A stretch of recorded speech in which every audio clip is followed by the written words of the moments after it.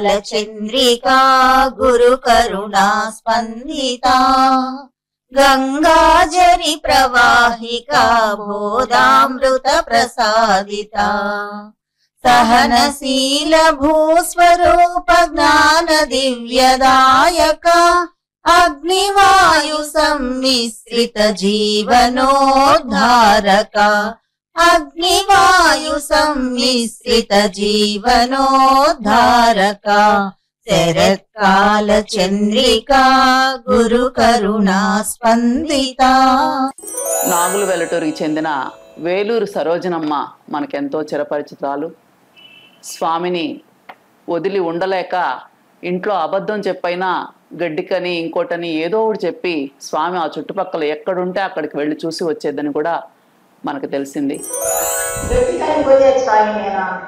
ఎవరికో వాళ్ళకేదో అప్పుడు జడ మీద పిల్ల బంగారు ఉండేది, కాళ్ళకు గొలుసులు అవి కూడా అమ్ముకొని ఇంత ఛార్జీలు లేవు కదా అప్పుడు కొద్దిగా ఉన్నాయి ఇచ్చేసేది. వాళ్ళకేదో 4 రూపాయలు చేతులు పెట్టి ఆ గడ్డి ఇంటికి ఎత్తుకోమనేది. నడిచి స్వామి నేను బద్దేలికి అక్కడల్లా పోయి స్వామి దర్శనం చేసుకునేది. స్వామి వీళ్ళ ముద్దర్లు ఇన్ని ఇస్తూ ఉండేది నాకు. ఎందుకు స్వామి ఇంటి నిండా ఉండయంటే అర్చకాండే పుట్టవమ్మ ఇంకా దొరకవు నేను. మహానుభావుడు నాకు చెప్పిండు, అర్చకాండే దొరకవు అనిడు. ఆ మహానుభావుడు ఆ మాట చెప్పిండు. నేను సాటుకు పోయినాక చూడమ్మా అని మళ్ళీ అది చెప్పిండు. స్వామి సమాజప్పుడు కూడా ఇక్కడే ఉండా నేను. మనకెంతో ఆత్మీయురాలు అయిన సరోజనమ్మ చెప్పిన విషయాలు ఈరోజు ప్రస్తావించుకోవడం చాలా సంతోషం. సరోజనమ్మ ఏమాత్రం భేషజం లేని ఒక గొప్ప ఇల్లాలు, ఒక తల్లి. ఇంట్లో వాళ్ళు నేను ఇప్పుడు స్వామి దగ్గర పోతానంటే అన్నిసార్లు ఒప్పుకోరు. అందుకని గడ్డి కోసం పోతున్నాను, ఆ పొలం దగ్గరికి పోయి ఆ పనికి వెళ్తున్నాను అటు ఇటు చెప్పి నడుచుకొని పోయి వెంకయ్య స్వామి ఎక్కడుంటే అక్కడ దర్శనం చేసుకొని నమస్కరించి వచ్చే తల్లి ఆవిడ. అందుకని ఆమె గుండెలో ఉండే భక్తికి స్వామి ఎంతగానో స్పందించేవారు.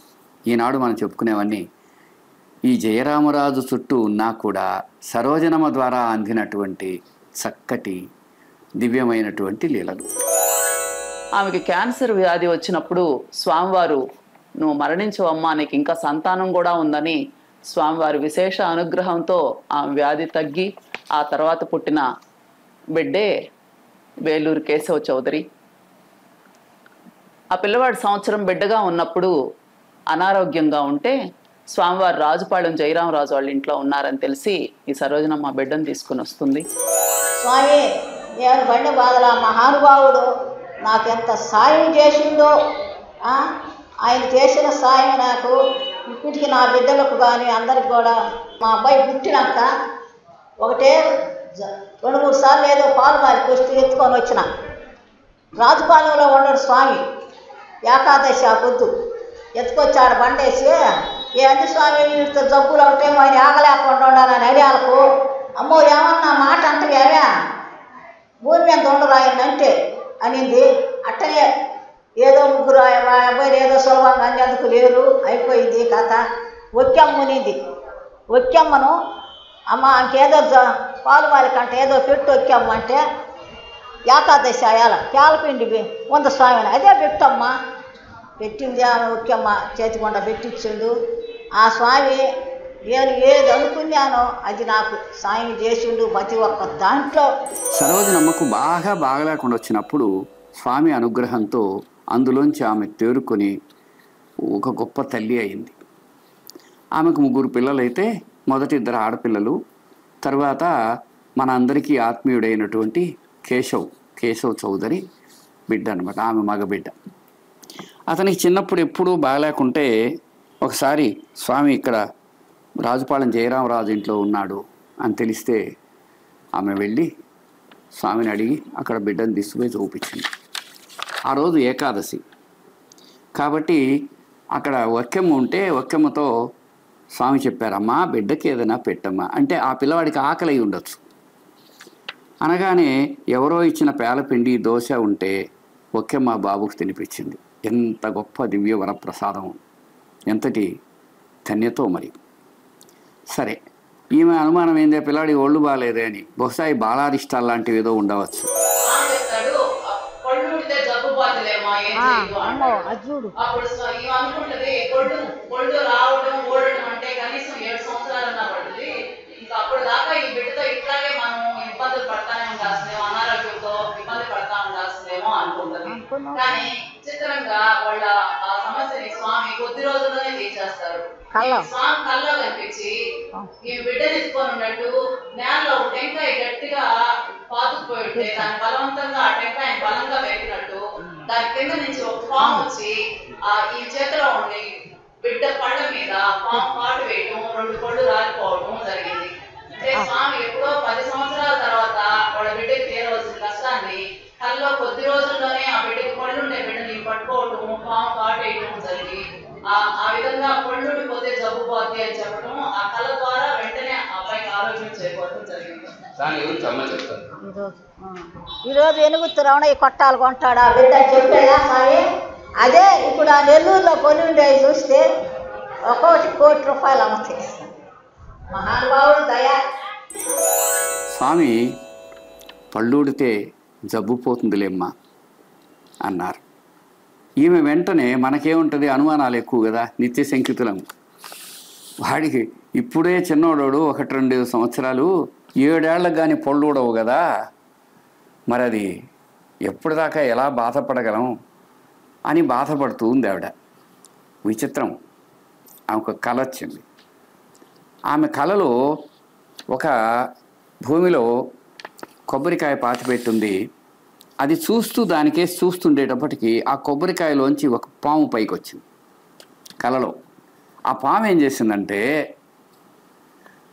ఒకసారి ఇట్లా ఆ పిల్లవాడి ముఖం మీదకు విసిరింది. విసరగానే 2 పళ్ళు వీడి కింద పడ్డాయి. ఎక్కడ? కళలో అవి కింద పడ్డాయి అంటే అర్థమైంది, పళ్ళు ఊడిపోయాయి. కళలో అయినా ఇలలో అయినా స్వామి కృప ఎప్పుడైనా ప్రసరించగలదు. అందుకే స్వామి భక్తులకు కష్టాలు కలలు, భవరోగానికి చక్కటి స్వప్న చికిత్సలు అన్నమాట అద్భుతమైంది, ఇక్కడ నిజమైంది. కేశవ్ సంతోషంగా ఆరోగ్యంగా ఉన్నాడు. దాని వెనక స్వామి కృప ఉంది. ఇంకోసారి ఈ సరోజనమ్మ స్వామివారి దగ్గరికి వెళ్ళినప్పుడు ఒక బొమ్మ వచ్చి ఇంకో బొమ్మను కూనీ చేసి చెప్పారట. వీళ్ళకేం అర్థం కాలేదు. వీళ్ళ ఇంట్లో ఒక కోడిదోడు ఉంటే పక్కనుండే ఒక గిత్త వచ్చి ఈ కోడిదోడిని చంపేసింది అని ఆమె మన పరిశోధనలో తెలియజేసింది. కోడిని మేము కొన్ని కట్టేసినామా, స్వామి ఆ మాట చెప్పి ఒక బొమ్మ వచ్చి ఒక బొమ్మ కూనీ చేస్తుందంటే మేము ఏమనుకుంటామా, నమ్ముకుంటామా? అది వచ్చి ఇంతది, అది ఇది పెద్దది వచ్చి తిరగేసే అప్పుడు అనుకుని ఒరే స్వామి చెప్పింది ఇది, ఒక బొమ్మ వచ్చి ఒక బొమ్మను కూనీ చేస్తుంది, ఇది అట్టే జరిగింది స్వామి. ఒక కోడిదూడను కొన్నారు వాళ్ళు. కోడిదూడ అంటే చిన్న దూడ, అంటే ఇంకా పెద్దగా ఎదగలేదు. అది ఇంట్లో పెట్టున్నారు. స్వామి దగ్గరకు పోతే ఒక బొమ్మ వచ్చి మరో బొమ్మను కూనీ చేస్తుందయా అని చీటీ వ్రాయించి మరీ ఇచ్చారు. సర్వ సంభవాలు స్వామికి ఎరుకే అన్నమాట. ఇంట్లో ఏం జరిగింది, ఘాట్లో కట్టేస్తుంటే ఒక చిన్న గిత్త వాళ్ళ ఇంట్లో ఉంది.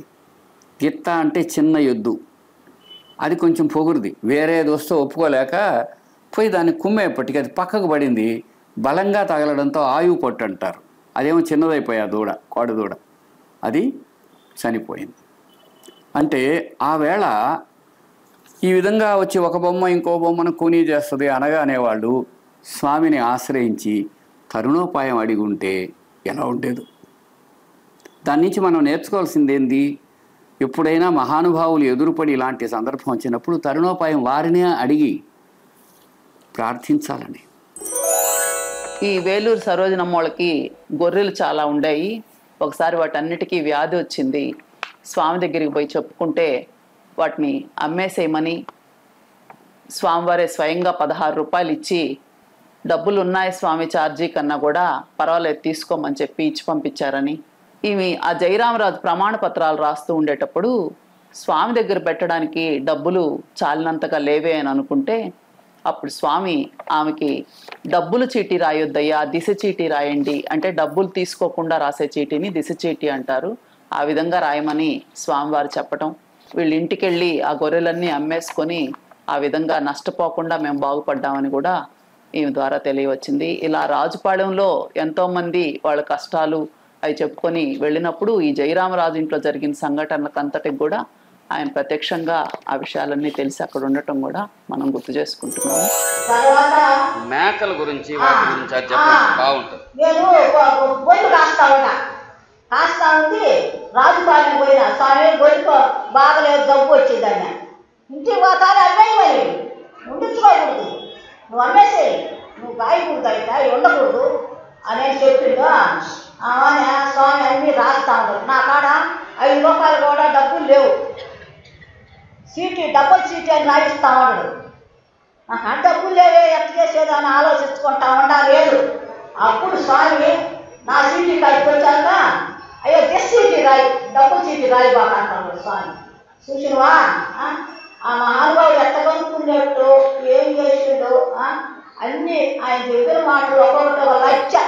వాళ్ళ గొర్రెల విషయంలో చాలాసార్లు అమ్మేయమనేవారని, అందరినీ కాదు కొంతమందిని సందర్భాన్ని బట్టి అమ్మేయమని చెప్పేవారు స్వామి అని. దాని గురించి ఒకసారి ఆమె స్వామికి అందరూ దక్షిణ పెడుతున్నారు, నా దగ్గర డబ్బులు లేవే అనుకుంటే స్వామి ఆమెకు, అయ్యా దక్షిణ పెడితే ఇచ్చే చీటీ కాకుండా దిశ చీటీ, ఉచితంగా ఇచ్చే చీటీ రాసి పంపయ్యా అన్నారు ఆమెకి. ఆమె హృదయాన్ని ఆయన ఎరిగి చివరికి ఒకరోజు స్వామి 16 రూపాయలు చేతిలో పెట్టి, అమ్మా ఇంటికి పోయి గొర్రెలన్నీ అమ్మేసుకో అని చెప్పారట. స్వామి 16 రూపాయలు ఎందుకు, నాకు ఉన్నాయి కదా, నా దగ్గర ఉన్నాయి, ఛార్జీకి సరిపోను, ఇబ్బంది లేదు అంటే, మాట్లాడకుండా తీసుకెళ్ళిపో అని ఇచ్చి ఆయన అనునయించి పంపారు. పోతూ పోతూ ఆమె వెంకయ్య స్వామి సిరాబుడితో ముద్రలేస్తారు కనుక ఒక సిరాబుడి తెచ్చిచ్చి నమస్కరించి తన మానాన వెళ్ళి ఆ గొర్రెలను అమ్మేసుకొని దాని ప్రయోజనం పొందారని చెప్పింది. ఈ చీట్లన్నీ జయరామరాజు రాసేవాడు. అందుకని మనకి లభించిన వాటి వెనక ఈనాడు మనం ప్రస్తుతి చేసుకునేటువంటి అతని కృషి ఉంది, అతని వ్రాత ఉంది. ఆ ప్రమాణ పత్రాలు ఎక్కువ భాగం ఆయనే రాశాడన్నమాట. ఆ విధంగా మనం ఎన్నో విషయాలకు ప్రత్యక్షమైనటువంటి ఈ విషయాలు సంస్మరించుకునే పరమ పావనమైనటువంటి సత్సంగం ఇది. మీ అందరి రూపంలో ఉండే స్వామికి నమస్సుమాంజలి. సత్సంగం కొనసాగుతుంది.